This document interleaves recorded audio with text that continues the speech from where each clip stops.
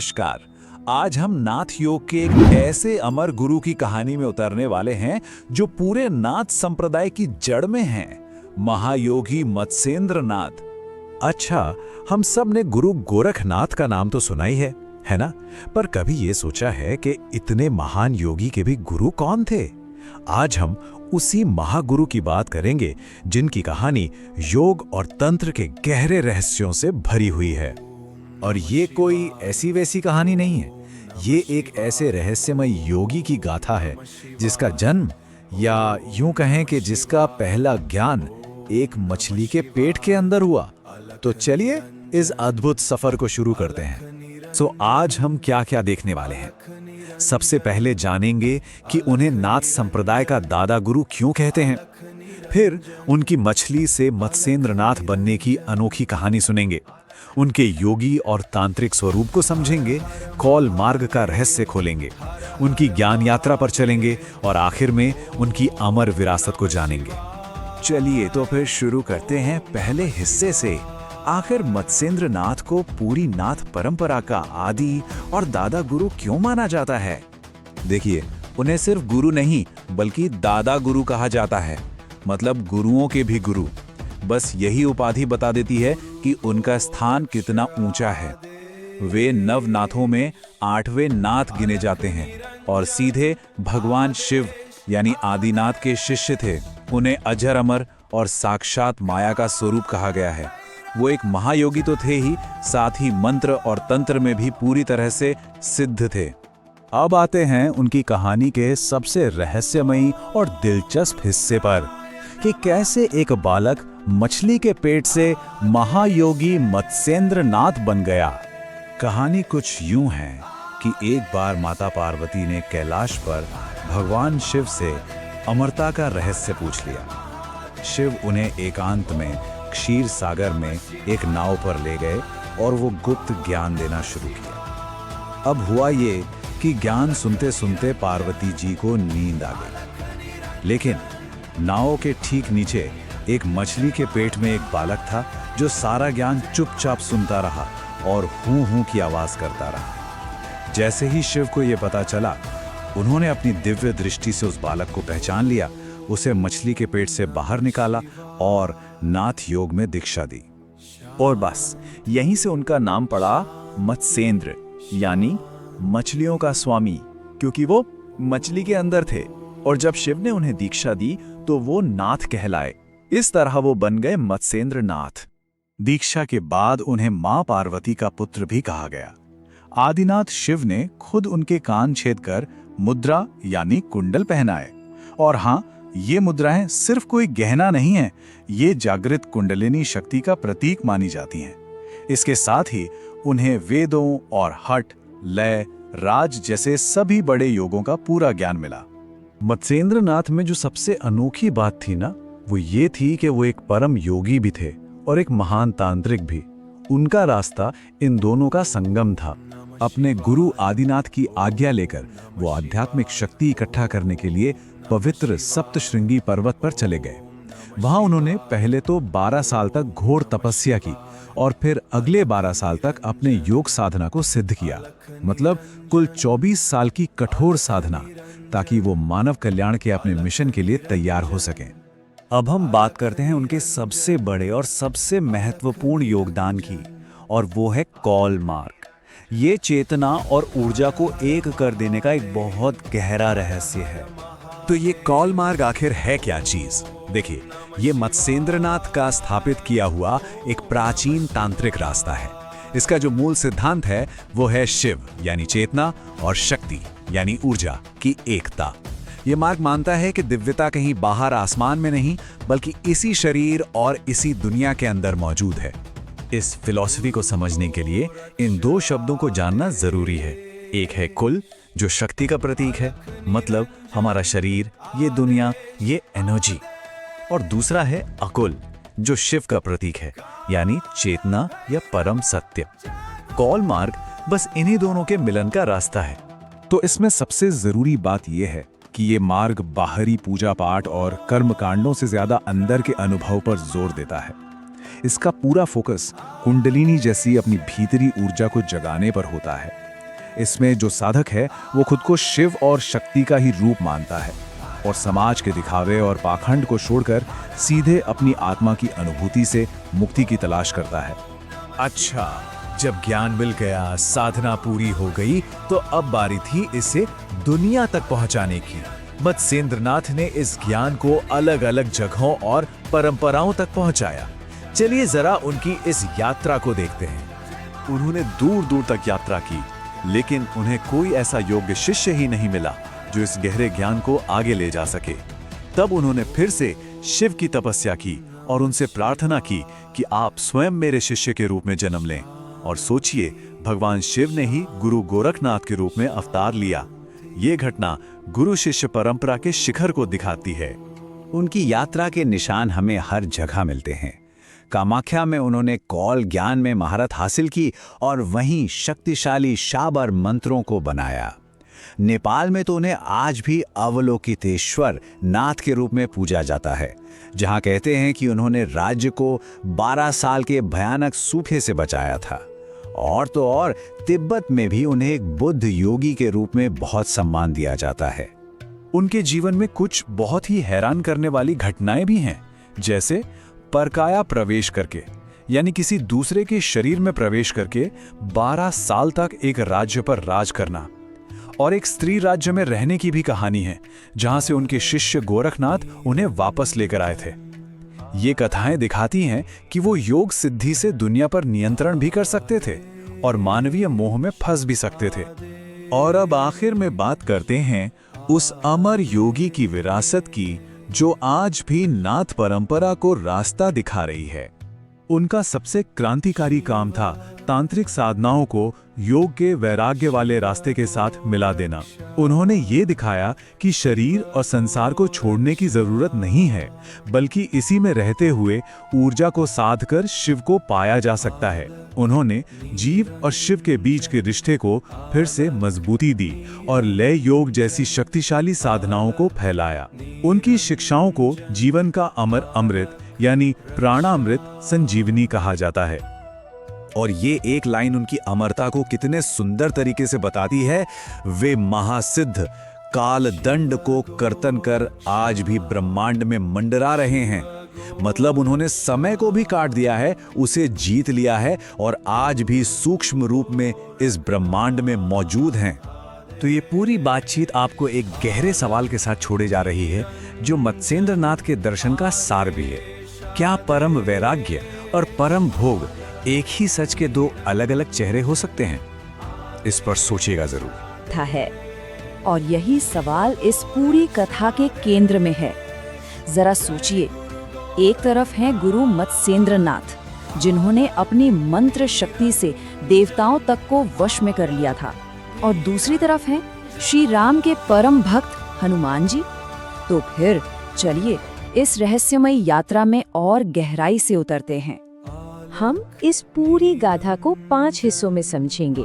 शुरुआत होगी देवी के दिव्य आदेश से, फिर देखेंगे सिद्धियों की वो कठिन साधना, उसके बाद आएगा वो मोड़ जब 2 यति टकराएं, फिर उनके बीच कर्तव्य और व्रत पर हुआ संवाद, और आखिर में जानेंगे त्रिया राज्य के रहस्य के बारे में।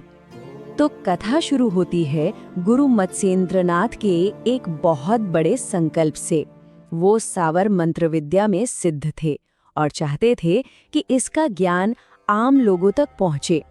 इसके लिए उन्होंने इसे सरल काव्य रूप में लिखने का फैसला किया, लेकिन इतने बड़े काम के लिए दैवीय कृपा तो चाहिए ही थी। तो इसी महान काम के लिए उन्होंने सप्तशृंगी पर्वत पर देवी का अनुष्ठान शुरू किया। उनकी भक्ति इतनी सच्ची और प्रबल थी कि सिर्फ 7 दिनों के अंदर ही देवी प्रसन्न हो गईं और उनके सामने प्रकट हुईं। देवी ने मदद का वचन तो दिया, पर साथ ही बताया कि रास्ता बहुत ही ज्यादा कठिन होने वाला है। देवी ने उन्हें जो रास्ता बताया वो कोई साधारण रास्ता नहीं था। आप देख ही सकते हैं उन्हें कितने मुश्किल और खतरनाक पड़ावों से गुजरना था। 100 सरोवरों की परीक्षा, सही सरोवर में नहाते ही बेहोश हो जाना और फिर सूर्य देव को प्रसन्न करना, ये कोई मामूली साधना नहीं थी। ये तो उनकी श्रद्धा और शक्ति की सबसे बड़ी परीक्षा थी। अब देवी के बताए रास्ते पर गुरु मत्स्येंद्र नाथ अटूट विश्वास के साथ आगे बढ़ गए। तो अब हम देखेंगे कि कैसे उन्होंने इन कठिन से कठिन निर्देशों का पालन किया और अपनी साधना में सिद्धि हासिल की। और यहीं पर मत्स्येंद्र नाथ की भक्ति की असली शक्ति सामने आती है। उन्होंने आदित्य नाम के उस सरोवर को सफलतापूर्वक ढूंढ निकाला। देवी के कहे अनुसार ही उसमें स्नान करते ही वे मूर्छित हो गए और जैसे ही उन्होंने जाप शुरू किया, स्वयं भगवान सूर्यदेव उनके सामने प्रकट हो गए। सूर्यदेव ने उन्हें मनोकामना सिद्धि का वरदान दिया और जब उन्होंने दिव्य वृक्ष पर जल चढ़ाया तो ब्रह्मांड के सभी देवता भी उनसे प्रसन्न हो गए। इस पूरे अनुष्ठान को पूरा करने और सांवरी मंत्र की किताब को काव्य रूप देने में उन्हें ठीक 7 महीने और 13 दिन लगे। ये समय उनकी तपस्या, उनके धैर्य और उनके दृढ़ संकल्प का जीता जागता प्रमाण है। अपनी सारी सिद्धियां पाने के बाद गुरु मत्स्येंद्रनाथ रामेश्वरम पहुंचे और जानते हैं यहीं पर कहानी में एक बहुत बड़ा एक नाटकीय मोड़ आता है। यहाँ उनका सामना उस हस्ती से होता है जो खुद एक महान यति थे, यानी हनुमान जी। हुआ कुछ यूं कि बहुत जोरों की बारिश हो रही थी और उससे बचने के लिए हनुमान जी एक पहाड़ खोदकर अपने लिए जगह बना रहे थे। ये देखकर मत्स्येंद्र नाथ ने उन पर ये तीखा कटाक्ष कर दिया और बस यहीं से 2 महान शक्तियों के बीच टकराव की शुरुआत हो गई। जब मत्स्येंद्र नाथ ने खुद को यति कहा तो हनुमान जी ने उन्हें सीधी चुनौती दे दी। उनके हिसाब से यति कहलाने का हक तो सिर्फ एक ही व्यक्ति को था और वो थे वे स्वयं। इसीलिए उन्होंने फैसला किया कि मत्स्येंद्र नाथ की शक्तियों को परखा जाए। इसके बाद जो हुआ वो एक अविश्वसनीय और रहस्यमय युद्ध था। हनुमान जी ने अपनी जबरदस्त शारीरिक शक्ति से एक के बाद एक 7 पर्वत फेंके, लेकिन मत्स्येंद्रनाथ ने अपनी मंत्र शक्ति से उन सभी को हवा में ही रोक दिया। जब हनुमान जी ने एक विशाल पर्वत फेंका तो मत्स्येंद्रनाथ ने वायु आकर्षण मंत्र का इस्तेमाल किया और नतीजा, हनुमान जी खुद हवा में स्थिर हो गए, उनकी सारी गति रुक गई। ये अद्भुत नजारा देखकर खुद हनुमान जी के पिता वायुदेव को बीच में आना पड़ा। उन्होंने ये बात मानी कि मत्स्येंद्र नाथ की मंत्र शक्ति हनुमान जी की शारीरिक शक्ति से भी महान है, क्योंकि उन्होंने तो सभी देवी देवताओं को अपने वश में कर लिया था। और इस तरह ये टकराव खत्म हुआ। लेकिन सवाल ये है कि ये टकराव हुआ ही क्यों? चलिए अब आगे बढ़ते हैं और देखते हैं कि इस शक्ति परीक्षण के पीछे का असली मकसद क्या था। ये सिर्फ अहंकार की लड़ाई नहीं थी, इसके पीछे एक बहुत गहरा उद्देश्य छिपा हुआ था। असल में हनुमान जी ने मत्स्येंद्र नाथ को पहले ही पहचान लिया था। ये पूरा टकराव उन्होंने जानबूझकर शुरू किया था। वो तो बस ये परखना चाहते थे कि मत्स्येंद्र नाथ देवताओं से मिले वरदानों को संभालने के लायक हैं भी या नहीं, क्योंकि भविष्य में उन्हें एक बहुत बड़ी, एक ब्रह्मांडीय जिम्मेदारी निभानी थी। जब हनुमान जी उनकी शक्तियों से पूरी तरह संतुष्ट हो गए तो उन्होंने मत्स्येंद्र नाथ को एक ऐसा आदेश दिया जिसकी किसी ने कल्पना भी नहीं की होगी। उन्होंने कहा उन्हें त्रिया राज्य जाना होगा और यही आदेश मत्स्येंद्र नाथ के ब्रह्मचार्य व्रत और उनकी पूरी आध्यात्मिक यात्रा के लिए सबसे बड़ी चुनौती बनने वाला था। आखिर ये त्रिया राज्य क्या था और वहां जाने का आदेश क्यों दिया गया? कथा का ये आखिरी हिस्सा एक योगी के व्यक्तिगत व्रत और उसकी ब्रह्मांडीय नियति के बीच के गहरे संघर्ष को हमारे सामने लाता है। इस रहस्य को समझने के लिए हमें पहले ऊर्ध्वरेत शब्द का मतलब समझना होगा। ये एक योगी की वो अवस्था है जहां वो अपनी यौन ऊर्जा को पूरी तरह से आध्यात्मिक शक्ति में बदल देता है। हनुमान जी और मत्स्येंद्र नाथ दोनों ही ऊर्ध्वरेत थे और इसी बात में त्रियराज्य का पूरा रहस्य छिपा था। कथा कुछ ऐसी है कि माता सीता की इच्छा पूरी करने के लिए हनुमान जी त्रिया राज्य गए थे, जहां सिर्फ उनके भूभूकार से ही स्त्रियां गर्भवती हो जाती थीं। लेकिन उस राज्य की रानी मैनाकिनी ने प्रत्यक्ष संग की इच्छा के लिए 12 साल तक कठोर तपस्या की। अब हनुमान जी अपने व्रत के कारण उसकी ये इच्छा तो पूरी कर नहीं सकते थे, इसलिए उन्होंने उसे एक वचन दिया कि भविष्य में गुरु मत्स्येंद्रनाथ आकर उसकी इच्छा पूरी करेंगे। ये सुनकर मत्स्येंद्रनाथ एक गहरे धर्म संकट में फंस गए। एक तरफ उनका अपना अखंड ब्रह्मचर्य का व्रत और दूसरी तरफ हनुमान जी का दिया हुआ एक ब्रह्मांडीय कर्तव्य।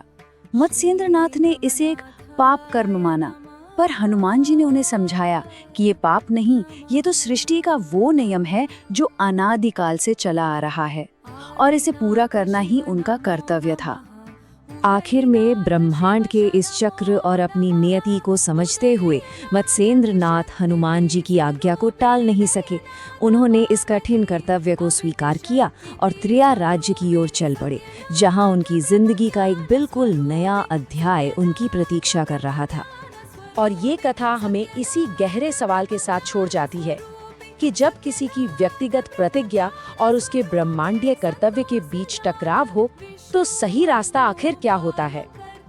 शायद इसका जवाब त्याग, समझ और अपने भाग्य को स्वीकार करने में। तो आज हम नाथ परंपरा की एक बहुत ही कमाल की और अद्भुत कथा में गोता लगाने वाले हैं। ये कहानी है एक महान योगी की जो सांसारिक मोह के एक ऐसे जाल में फंस जाते हैं जहां से निकलना नामुमकिन सा लगता है।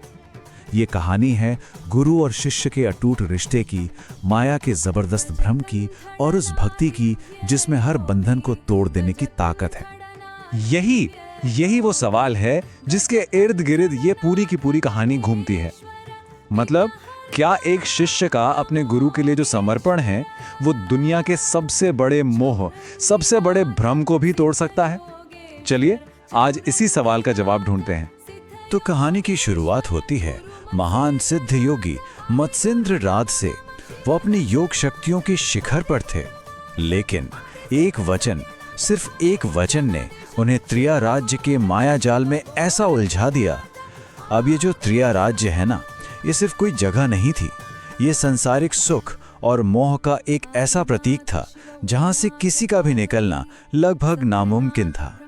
हुआ ये कि मत्स्येंद्रनाथ ने राजा सत्यवान को वचन दिया था कि उनके मृत शरीर से ही उनके वंश को आगे बढ़ाने वाले पुत्र जन्म लेंगे। अब वचन तो निभाना था, तो उन्होंने परकाया प्रवेश की इस असाधारण योग सिद्धि का इस्तेमाल किया। मतलब अपनी आत्मा को एक गुफा में रखे अपने शरीर से निकालकर राजा के मृत शरीर में डाल दिया। सोचिए जरा।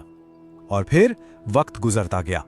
राजा बने मत्स्येंद्रनाथ राजपाट, रानियों के प्यार और अपने 2 बेटों निर्मलनाथ और पारसनाथ के मोह में पूरी तरह डूब गए। माया ने उन्हें ऐसा घेरा कि उन्हें याद तक नहीं रहा कि वो एक महान योगी हैं जिनका असली मकसद आत्मज्ञान है, सांसारिक भोग नहीं।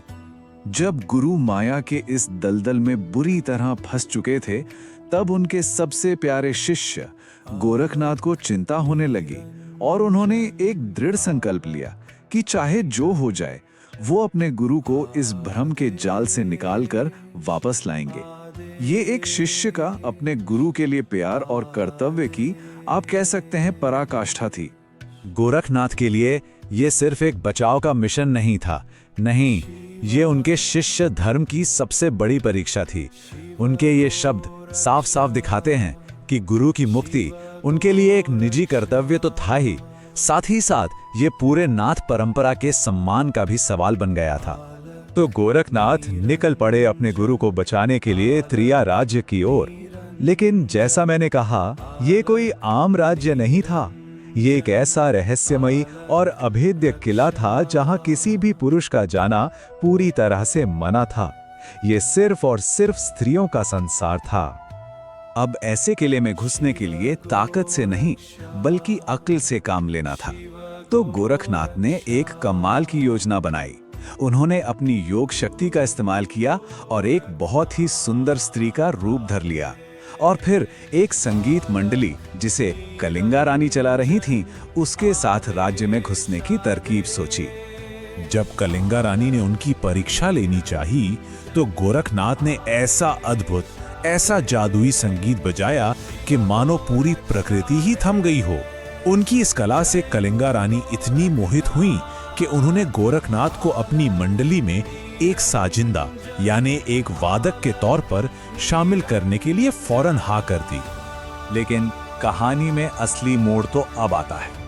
त्रिया राज्य की सीमा पर गोरखनाथ का सामना हुआ उस राज्य के दिव्य रक्षक यानी पवन पुत्र हनुमान से, और यहाँ दो महान शक्तियां आमने सामने आ गई। हनुमान जी को रोकने के लिए गोरखनाथ ने अपने मंत्र बल को पुकारा। उन्होंने एक के बाद एक नागास्त्र और वज्रास्त्र जैसे शक्तिशाली अस्त्र चलाए। इन दिव्य शक्तियों का असर इतना जबरदस्त था कि स्वयं हनुमान जी भी कुछ देर के लिए मूर्छित होकर सीमा से दूर जा गिरे। सोचिए क्या टकराव रहा होगा वो। बाद में जब श्री राम के दखल से दोनों में बात हुई, तब ये साफ हुआ कि ये लड़ाई असल में ताकत की नहीं थी, ये दो महान धर्मों की लड़ाई थी। एक तरफ था गोरखनाथ का शिष्य धर्म यानी अपने गुरु के प्रति सबसे बड़ा कर्तव्य, और दूसरी तरफ था हनुमान जी का वचन धर्म यानी रानी मैनाकिनी को दिया हुआ वचन निभाने का कर्तव्य। दोनों अपनी अपनी जगह सही थे। तब खुद प्रभु श्री राम ने हनुमान जी को समझाया कि गोरखनाथ का मकसद उनका अपमान करना नहीं है, बल्कि वो तो अपने गुरु को माया से निकालने के महान कर्तव्य को पूरा कर रहा है। इसके बाद हनुमान जी ने गोरखनाथ का रास्ता छोड़ दिया। तो अब गोरखनाथ के लिए रास्ता बिल्कुल साफ था। वो स्त्री के भेष में उस संगीत मंडली के साथ रानी मैनाकिनी के दरबार में पहुंच गए, ठीक उसी जगह जहां उनके गुरु मत्स्येंद्रनाथ सिंहासन पर बैठे थे। अब असली परीक्षा शुरू होने वाली थी। गोरखनाथ ने अपना मृदंग बजाना शुरू किया, लेकिन ये कोई मामूली संगीत नहीं था, बिल्कुल नहीं। मृदंग की हर थाप में एक गुप्त संदेश छिपा था, एक पुकार थी जिसे सिर्फ और सिर्फ उनके गुरु ही समझ सकते थे। चेत मच्छेंद्र गोरख आया, मतलब हे मत्स्येंद्र जागो, तुम्हारा शिष्य गोरख आ गया है। मृदंग की ये रहस्यमयी धुन सीधे मत्स्येंद्रनाथ के दिल में उतरी। वो बेचैन हो उठे। सालों से जो उनकी योगी चेतना सोई हुई थी, वो धीरे धीरे जागने लगी। उन्होंने रानी से कहा भी कि ये संगीत मुझे जगाने आया है, मुझे मेरी असलियत याद दिलाने आया है। लेकिन मत्स्येंद्रनाथ अभी भी अपने बेटों के मोह में जकड़े हुए थे। इस आखिरी और सबसे मजबूत बंधन को तोड़ने के लिए गोरखनाथ को एक ऐसा कठोर और चौंकाने वाला कदम उठाना पड़ा जिसकी किसी ने कल्पना भी नहीं की होगी। उन्होंने अपनी योग शक्ति से दोनों राजकुमारों को मारकर उनकी खाल दीवार पर सुखा दी। इस भयानक सीन को देखकर तो पूरे राज्य में हाहाकार मच गया। लेकिन ये गोरखनाथ की एक लीला थी।